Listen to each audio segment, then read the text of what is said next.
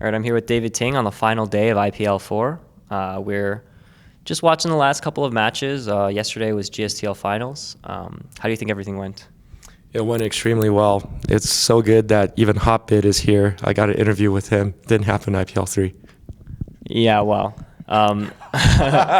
they were the whole thing was set up really nicely. I saw the crowd and the booth shots and everything, but there was that disconnecting.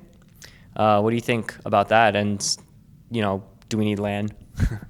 The issue is not related to LAN. So just being a technical person, when you are getting, dynamic IP, you basically get an address from DHCP server.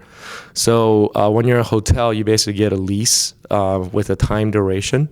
So typically you get a 24-hour duration. That's why you always see a browser window saying like you need to renew and you put your credit card in. So that basically applies to all internet connection, hardware, wireless in a hotel.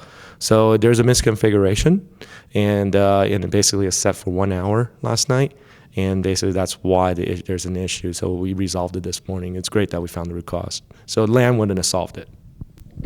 Well, other than that issue, there was like such good games. I remember watching just being, Marine King looking great. He might take the whole thing. Who are you rooting for specifically in the tournament? Just had lunch with Stefano, and then he says that he wins. He's going to buy me as many lunches as I would like. So Stefano. He did play pretty well at IPL last time. So you guys have this new cooperation with GOM in GSL. What can we expect to see something in the future that's bigger? Yes, I think the next tournament we're looking into either bring GSTL or Code S finals here. So I think we're probably going to vary it up a bit and do Code S. It's really more of a scheduling thing that Mr. Che and I had to work out. What's the timeline on that? When can we see IPL 5? This year. Nice. Okay. You guys have been launching a lot of cool new content, just like web-based, like the Team Arena Challenge, like the Tournament of Champions, all that kind of stuff. And the new one's starting up soon. What are the chances that maybe we see the final of that live? I would say it's close to 100%. Oh, really? Yes. That seems like a pretty awesome development. Yes.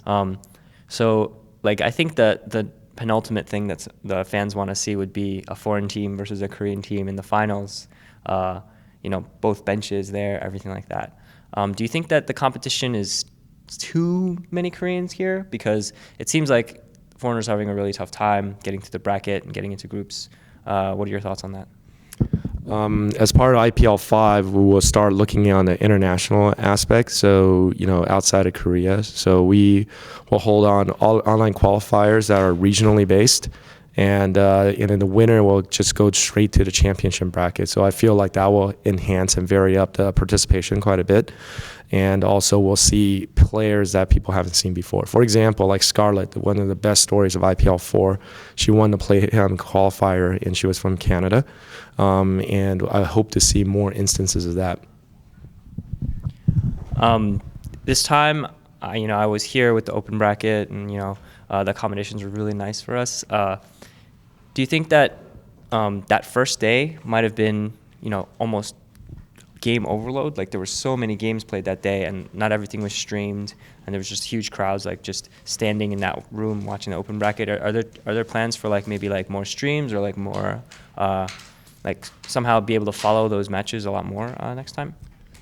Yes. What we're looking at, it's more of a cost constraint. So one of the things that we're hoping for is to really be profitable, for this event. So we cut everything back to the minimum.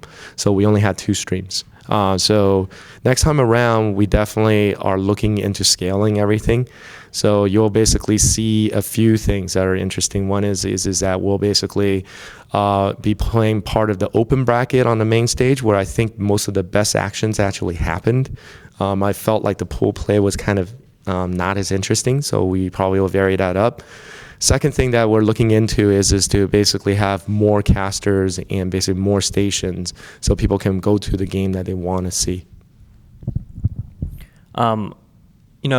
there's a lot of events recently. There's just like events every single weekend, sometimes 2 in one weekend. A lot of organizations are like blowing up a lot more events. Do you think there's a competition between all the tournament organizers, and how do you guys treat that? I think that, for us, we just wanted to perfect our product. We tried to not collide with anybody. Honestly, like we had a August date lockdown at the Cosmopolitan again, but it collides with MLG and as well as Multiplay that we're requesting to move the date, which makes it very, very difficult for us to really pin down a date. That's why I had to be wishy-washy on my last answer. I do feel like there's too much content right now, and the quality varies too much, and then that in turn may dilute the interest over time. So one of the things I would ask is the community to think about is that don't overload yourself and burn yourself out on StarCraft content. Pace yourself, and then select a couple of tournaments you like, follow them through and through, instead of like there's a lot of people I talked to that got tired of watching StarCraft. I hope that that's not a symptom or an issue for the long haul.